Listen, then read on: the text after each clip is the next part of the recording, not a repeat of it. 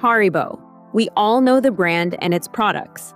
Haribo is essentially the market leader in the confectionery sector when it comes to gummy candy. The brand actually stands for a perfect, cheerful world, and for something that is simply meant to bring joy to everyone. But what you may not have known is that the world behind the Haribo brand is actually quite dark.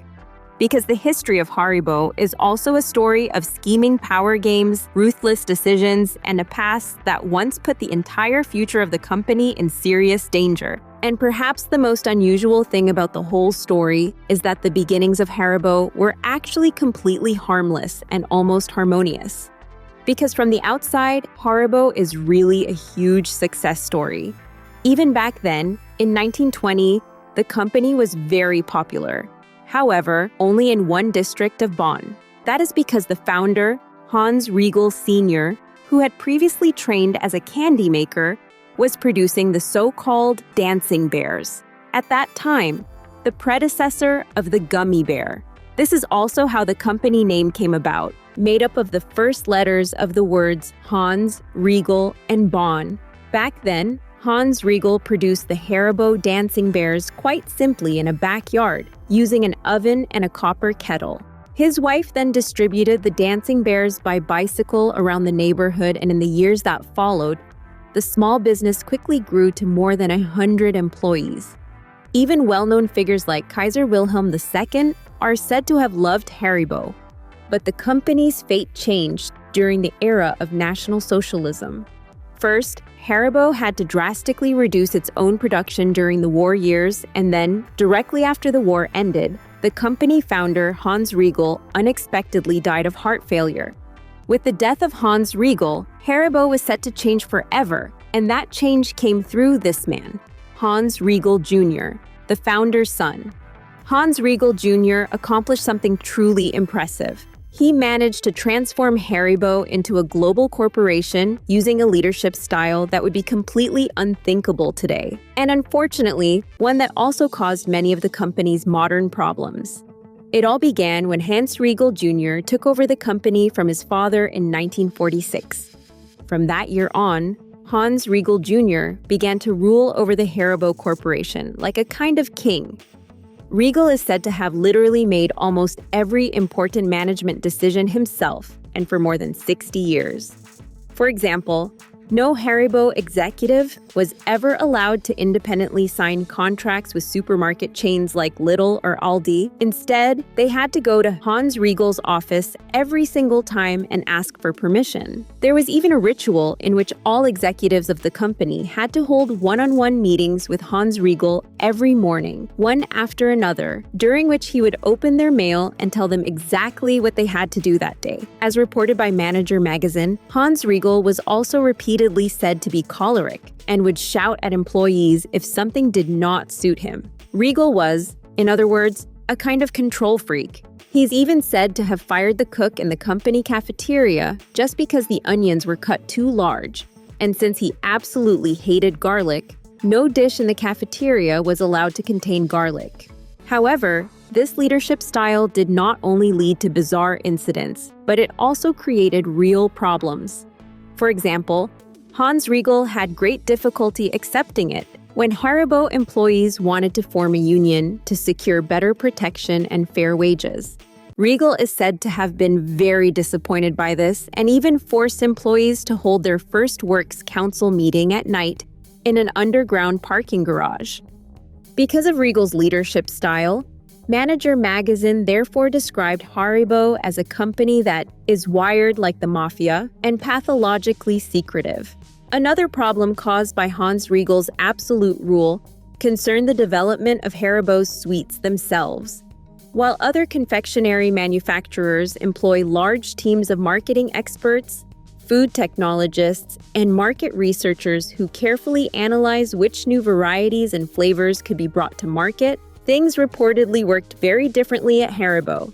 As hard as it may be to believe, Hans Riegel himself, even at the advanced age of over 80, is said to have personally developed the ideas for many Haribo products. To do this, the company boss reportedly watched children's TV shows or read Bravo magazine to get inspiration. The problem with this, however, was that some of these sweets were controversial. Under Hans Riegel, for example, Haribo introduced the so-called Skipper Mix, a black licorice candy shaped like African and South American-looking faces. According to reports, there was even a product under Riegel that carried the name Negro. Even after the company had already been criticized for this in the 1970s and 1980s, Hans Riegel only gave in the mid-1990s and renamed the product. In general, Hans Riegel was often very stubborn when it came to deciding who was right, and he regularly clashed with other companies as well. And he did so using ruthless methods. For example, in the 1960s, Riegel bought up one licorice producer after another in Germany. Haribo is said to have acquired more than 10 licorice companies, only to shut most of them down afterward so they would not compete with him, and so Haribo could remain the sole ruler of the market. Especially on a legal level, Riegel and his company fought fierce battles with other competitors. He tried with all his might to prevent any brand from starting to sell sweets in the shape of bears, and even sued Lindt over a chocolate bear because it looked like the gold bear due to its golden foil wrapping. Haribo was also stubborn when it came to the company's connection to National Socialism. A company that Haribo acquired after the war reportedly employed forced laborers during the Third Reich, who therefore, indirectly, also contributed to Haribo's success. When politicians called on Hans Riegel to at least make a compensation payment, Haribo simply responded that it had nothing to do with it. Perhaps the most controversial move made by Hans Riegel, however, has to do with his succession and with how the company is run today. Because before his death, the company boss fell out with his own family. Hans Riegel himself had no children, but his brother Paul, who worked as an engineer at Haribo and owned 50% of the company's shares, had 4 children. For Paul, it was clear that his son Hans-Jürgen would one day lead the company. Hans-Jürgen had already been successful as the France manager within the Haribo group, but he had a problem. His uncle was standing in his way. And standing in the way is actually an understatement, because Hans Riegel actively worked for decades to ensure that his nephew Hans-Jürgen would under no circumstances take over the business. Riegel continued working even when he was well over 80 years old and repeatedly portrayed his nephew as incompetent in interviews. This eventually led Hans-Jürgen to resign in anger because he did not want to wait for his uncle's death before he could finally work. In 2013, Hans Riegel finally died at the age of 90, and Haribo not only lost its key figure, but there was also no truly capable successor who could fill this enormous gap.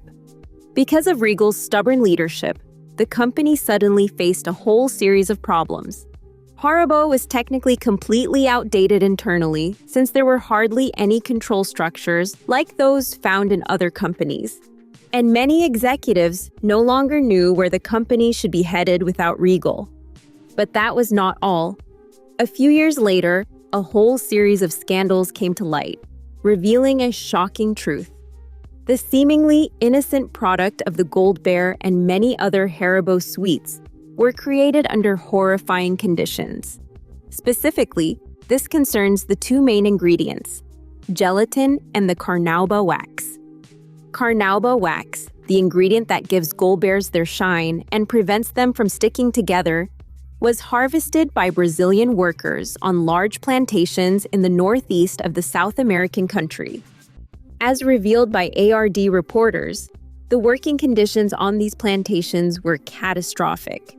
Workers had to risk their lives without protective clothing by climbing palm trees up to 12 meters high, and perhaps most shocking of all, according to the ARD report, children are also said to have worked on the plantations. This very wax was then used in the production of Haribo sweets. And when it came to gelatin, the other very important ingredient in the sweets, things were almost even worse. Gelatin is obtained from pigskin, a byproduct of meat production. Haribo sourced this from the German company Westfleisch, which demonstrably kept pigs under cruel conditions. According to the ARD report, The animals lived under the worst possible circumstances and often suffered from severe injuries. Some of the pigs even died in the stalls and were sometimes not even removed afterward.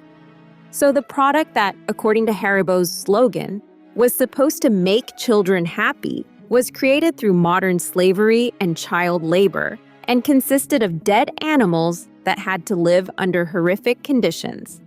The company did state that it was concerned by these allegations and would change things, but a bitter aftertaste remains. Since Hans Riegel's death, the company has struggled above all with a lack of clear direction. Hans Guido Riegel, the current head of the company, repeatedly tried to recruit top managers from the confectionery industry, but they left the company in large numbers each time. Within the workforce as well, according to Der Spiegel, there have been many employees since Riegel's death who miss the old leadership of their boss and are considering leaving the company. And perhaps the greatest threat to Haribo is the changing world itself because competitors are not sleeping. Lidl, for example, is putting enormous pressure on the company with much cheaper private label products and aggressive prices, and the trend towards an increasingly healthy lifestyle or vegan alternatives is also putting Haribo under pressure, especially in the long term. Even though the company is currently in a strong financial position, the coming years and especially the more distant future will be difficult for Haribo because the world is no longer the one it once was under Hans Riegel. But what do you think about all of this? What is your opinion on Haribo, on the history of the company, and on its future?